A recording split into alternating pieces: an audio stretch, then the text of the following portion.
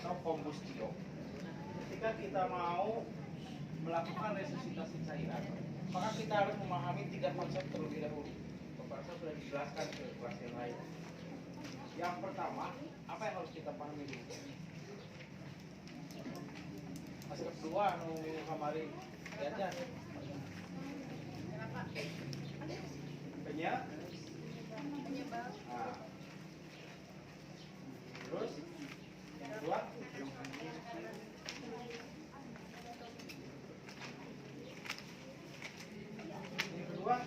ada 3 poin utama yang harus dipahami.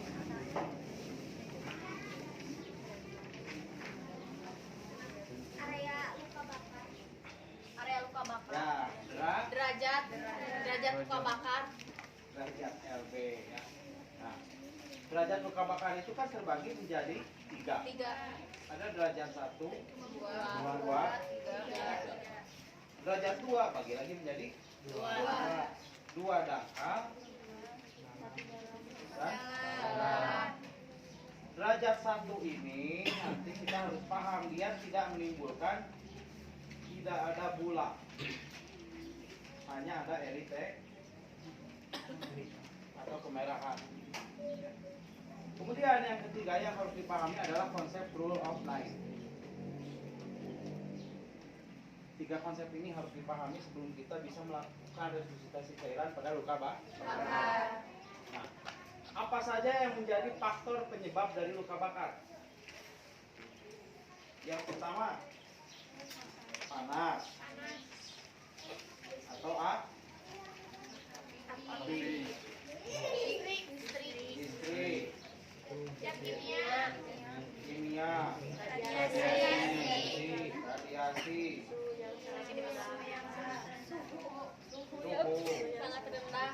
suhu rendah atau biasa disebut frostbite. Kalau bit mah motor. Panas atau api jelas. Panas itu bisa karena sinar ultraviolet, bisa karena setrikaan. Ya hamukila. Api jelas karena yang biasanya menjadi mindset bagi kita, luka bakar itu disebabkan oleh api dan panas. Air panas juga sama, ya saya nggak golak, coba antum percaya. Ya. Listrik, strom. Ya. Bagi sebagian orang mungkin ada yang bisa mengendalikan listrik ini, listrik rumah 220 voltase bisa dikendalikan sebagian orang. Tapi bagi kita secara umum, cobaan colok listrik, insya Allah kayak kan gitunya. Kenapa bisa tersetrum, bisa luka bakar? Karena tubuh kita juga mengandung Listrik. bahan kimia, etanol, alkohol, itu menimbulkan menimbulkan iritan atau menimbulkan irita. Kemudian bahan-bahan kimia yang bersifat asam, tingkat keasamannya yang tinggi juga sama. Contohnya misalkan asam lambung. Kalau kalian telat makan, terasa perih kan? Perih kan? Kenapa? Karena asam lambungnya menggerogoti dinding-dinding Lambung. Dibiarkan ya terbakar nanti, rusak.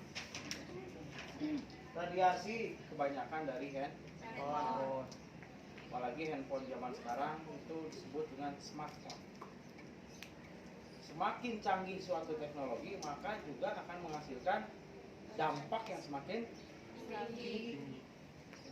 Apalagi perempuan susah sekali lepas dari handphone. Nyapuan di dia ya, dinas susu.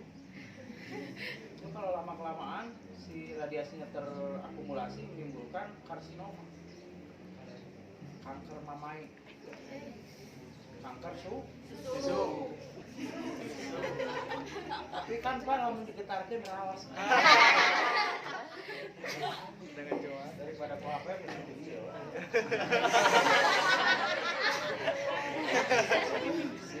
Membludak. Suhu rendah frostbite. tak percaya pegang es batu 1 jam. Kebas, merah juga. Artinya menimbulkan luka Bakar. Rule of 9 yang ketiga, derajat nanti. Derajat ini derajat dangkal hanya sampai epidermis, dalam sampai dermis. Ini sampai suku.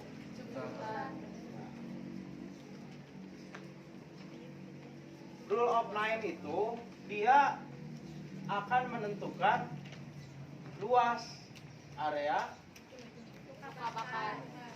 luka bakar dengan menggunakan rule of 9. Misalkan kan kalau dewasa kepala berapa persen? 9. 9%. Lengan? 9. Tubuh bagian depan? 18. Bagian belakang? 18. 18 dengan ke bawah kan? Iya. Pada bayi bedanya di sini. Bayi kepala itu 18. kalau dewasa leher 1%. 1%. Bayi ada di kemaluan juga ada kalau bayi. Ada nggak? Ayo. Kelamin seberapa persen? 18. Perut bawah. Kenapa bayi itu di kepala 18%? Karena kepalanya dengan tubuhnya Besaran. hampir sama, hampir 1:1 antara kepala dengan tubuh, sehingga persentasenya 18%. Setelah kita paham ini, konsep ini, baru kita akan melangkah ke konsep resusitasi cairan pada LB atau luka bakar. Kan konsepnya itu banyak. Ada menurut siapa? Evan. 1. Evan, Siate. Slater. Slater, Brock. Brock. terus Madipet. kalau itu modifikasi mah yang sudah dimodifikasi. Nah, dari beberapa teori-teori ini kita coba ambil satu saja. Menurut si Evan, supaya mudah. Menurut si Evan, jika terjadi luka bakar, ya, maka pada 24 jam pertama pasca LB, maka dia harus diberikan resusitasi cairan berupa 3 jenis Cairan. Yang pertama apa? Koloid. Nah, cairan koloid atau Darah. yang kedua Salin. salin atau NS, normal salin, atau RL. yang ketiga DS. D5. Oh, Deli. Si DS datang dosol atau dextrose, ya. Ini adalah 3 cairan yang harus diberikan pada saat resusitasi Cairan. Menurut Evan, koloid dan salin itu diberikan 1 ml per kilogram per Persen. luas luka. Bakar. Kalau dextrose itu diberikan 2000 ml.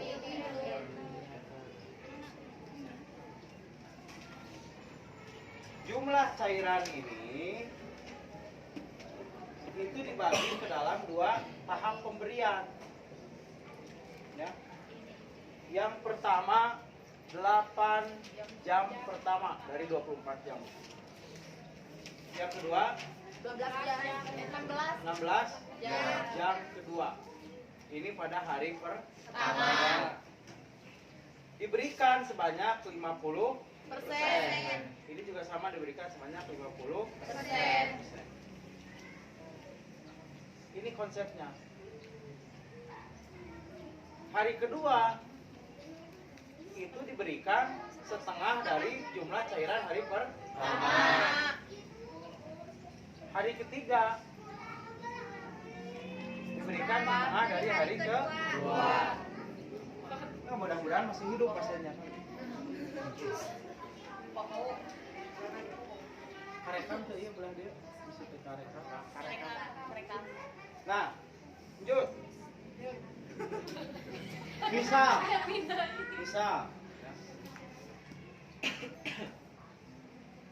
Example. Contoh. Pasien itu mengalami luka bakar pada area wajah, terus lengan kanan, terus dada dan perut. terus ya dada, titik berat badan 60. Nah, ditanya A. Luas luka bakar. B. Jumlah kebutuhan hari pertama. C. Tetesan cairan yang pertama Pada 8 jam 8 jam pertama. Hari ke? Nah, kita masuk A. Kita hitung dulu. Yang pertama jawab. Di dia lah. Jawab. A. Luas luka bakar. Wajah berapa persen? Dewasa. 9%. Dewasa ya. 9%. 9%. 18%. Sama dengan? Nah. Beres kan? Beres. A beres. B. Jumlah kebutuhan cairan. B1. Koloid 1 mililiter dikali sama dengan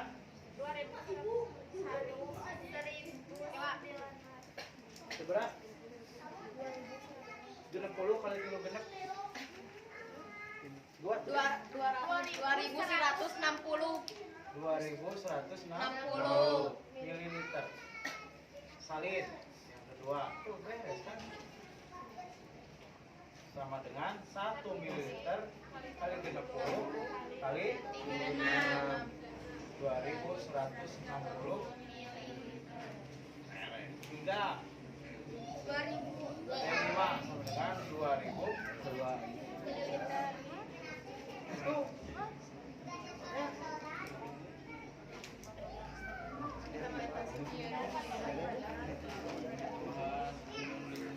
C.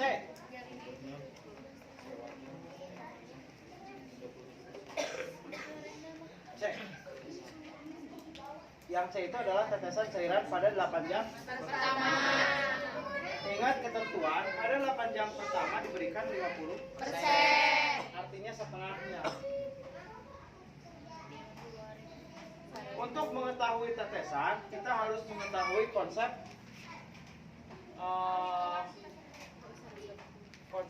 perhitungan tetesan cairan infus. Konsepnya tetesan cairan infus. TPM sama dengan kebutuhan cairan dikali faktor tetes per waktu. Nah, faktor tetes itu ada 3. 1 transfusi, sama dengan 15. Kemudian makro 20, mikro 6.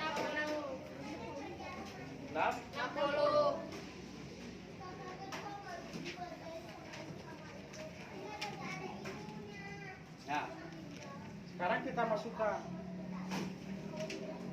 untuk koloid C1 koloid.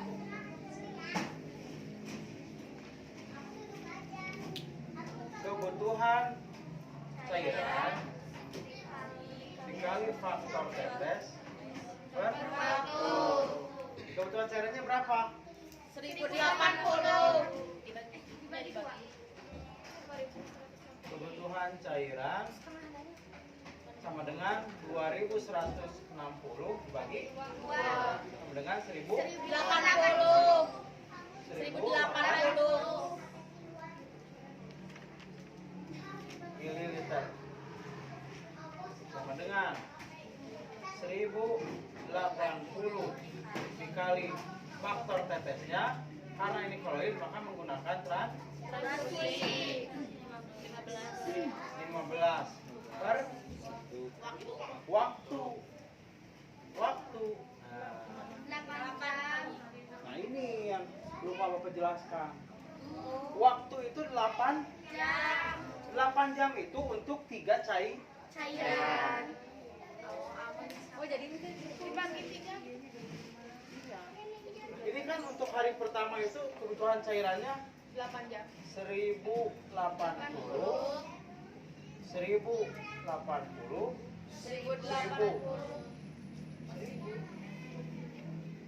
kan koloid salin D5.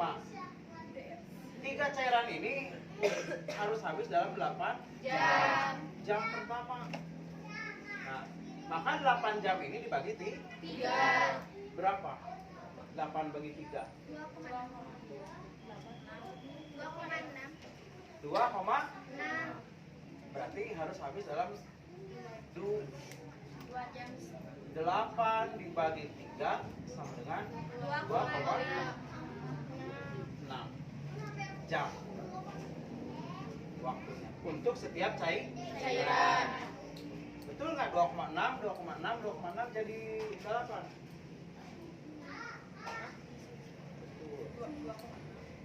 Benar. Betul atau salah? 7,8. Kurang kan? Kurang. Berarti lihat cairannya 2,6 itu kan kurang 0,2.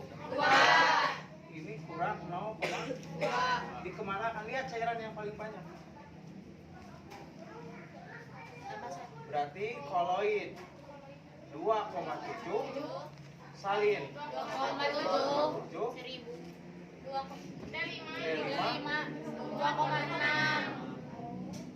jam.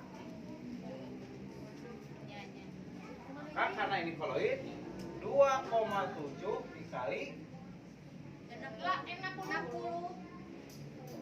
Oh, sejam seberapa? 90 menit.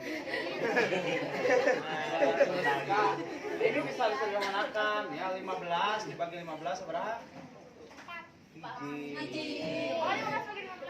60 bagi 15 sama dengan 1080 per 2,7 kali 4 10 sabaraha 1080 dibagi 10,8 100 tetes per menit. Ini tidak mungkin karena satu infusan dalam 1 menit hanya bisa meneteskan 60 kali per Menit. artinya ini harus dibuatkan 2 jalur, tangan kiri dan tangan Kanan. maka ini dibagi 2 sama dengan 50 ppm per jalur.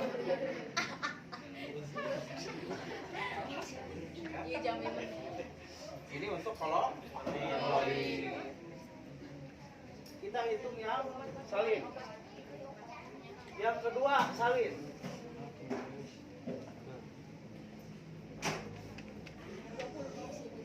Kebutuhan cairan dikali faktor tetes per kebutuhan cairannya sama 10 80. Faktor tetes untuk salin itu menggunakan makro karena dewasa.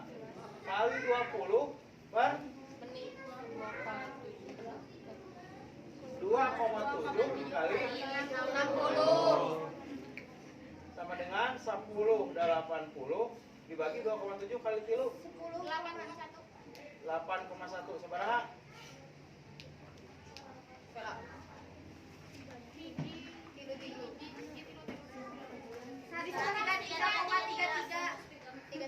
Satu tiga tiga koma tiga tiga 133,33 sama dengan 134 TPM dibagi 2 sama dengan 50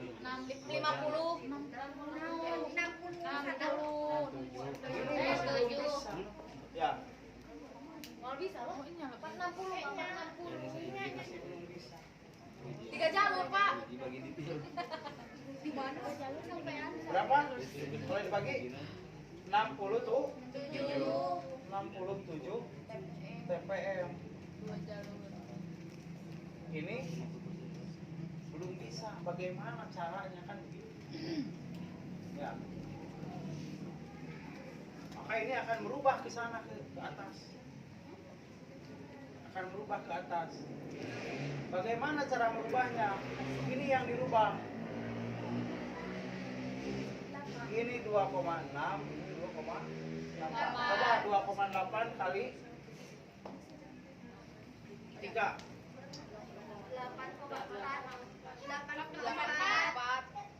10 80 bagi 8,4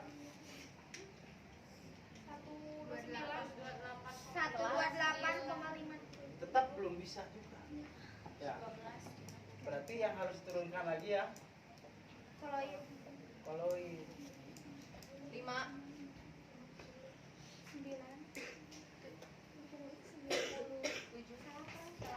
kilo koma nol coba ininya rubah ke jadi 10 80 bagi 9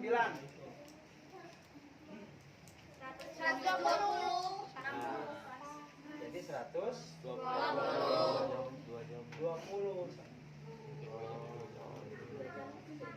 sama dengan 60 TP hanya ini harus dirubah 2,5 kali 4 10 80 bagi 50 oh mana 100 dalam berarti di sininya 50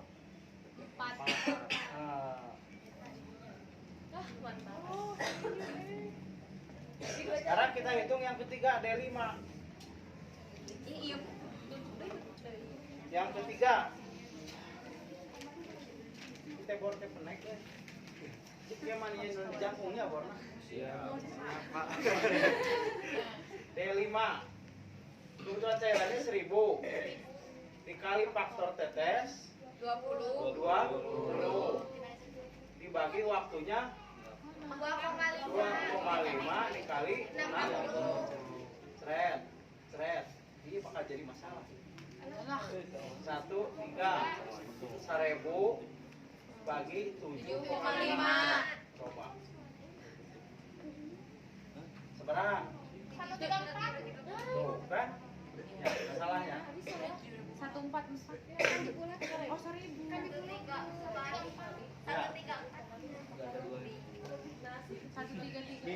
Bagaimana cara mengatasinya kalau begini? Maka karena waktu sudah tidak bisa dikurangi, ini yang diganti. Infusannya yang diganti menggunakan infusan yang ya yang transfusi. Jadi 15. Nah, ininya juga jadi kayak 50. Ini jadi ini bagi 10 sama dengan Nah, 100 TPM bagi 2 50 TPM sama dengan 50 TPM kerja. jalur Ya. Nah, jangan lupa tuh kemarin karena ini tidak dijelaskan jadi weh. salah Nah, sekarang kan semuanya dibagi 8 kan kemarin? Ya.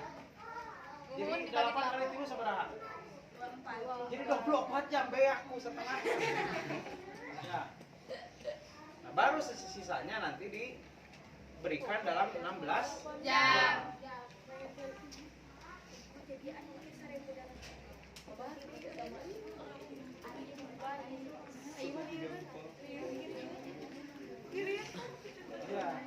Makanya pas pemeriksa, aduh, salah kurang. Susul konsep. Ada pertanyaan? Oh, eta. Silakan, ada yang mau ditanyakan?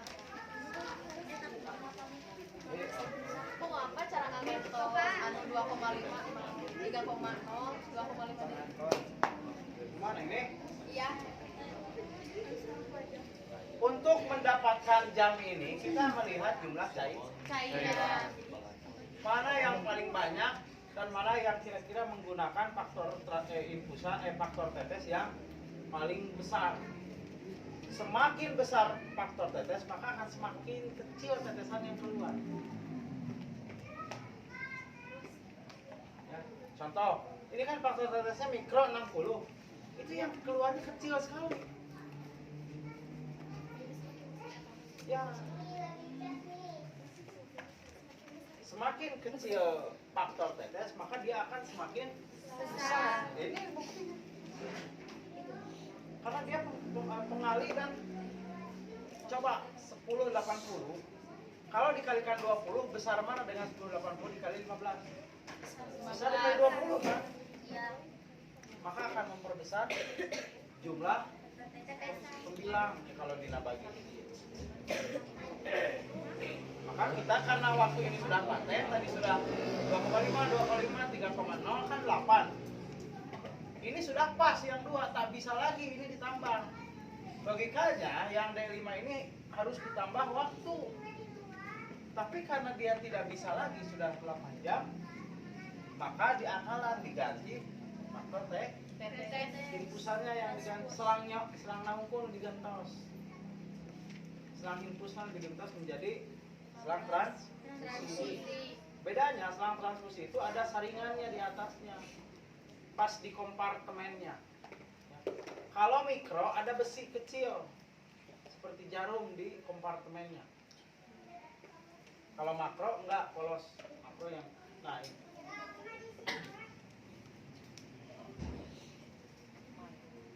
Yang ini adalah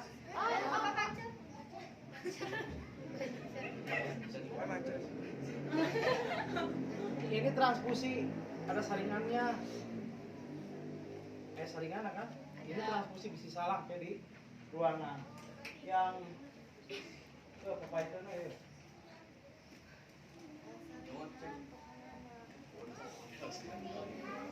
Kalau yang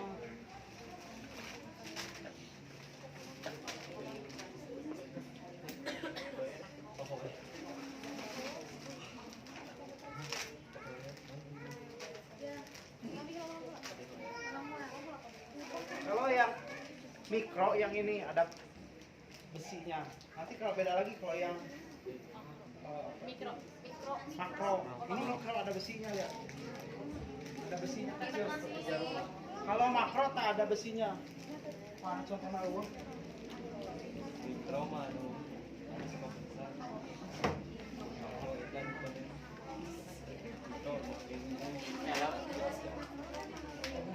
dia transpus. Oh, di sininya juga ada tulisannya ya, blood transfusion set. Yang makronya nggak ada.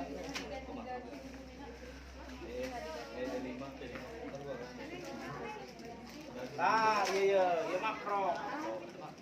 Ini makro, tidak ada besinya. Besi namanya. Ini lagi adul. Oh, iya. Ini airnya. Di sini cepat di rumah sakit ya.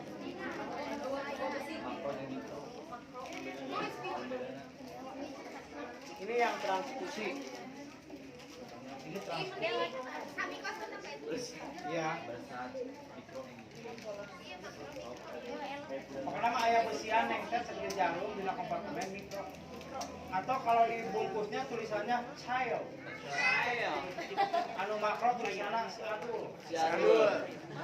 Cair si adul. Adul lain. Adul cair. Iya, Bu. Udah makin teh. Sampai sini ada pertanyaan? Bapak kan di wajah tes ada 9%, dan misalkan di wajah sebelah kanan dikasih berapa? Kalau wajah sebelah kanan berarti 4,5. Dibagi dua apanya? 9% itu sawahnya. Iya, Bapak kan Anu makro, makro jeung mikro.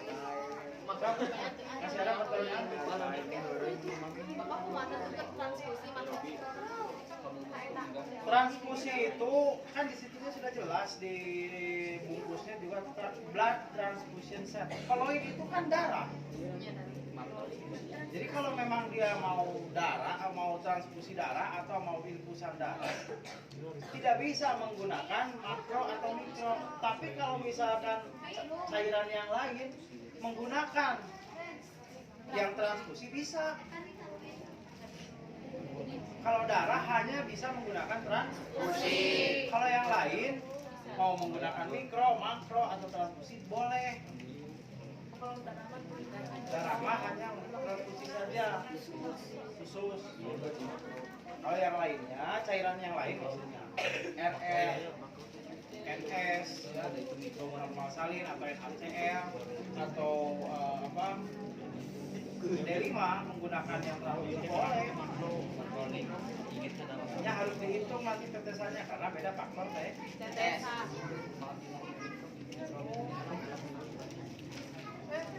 Ada lagi? Silakan. Dia mikro. Ya. Dari belakang ada.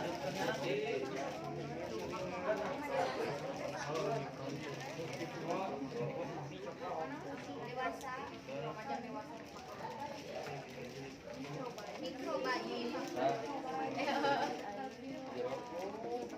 Ayo kembali kecil. Ya, kuat atuh. Ayo,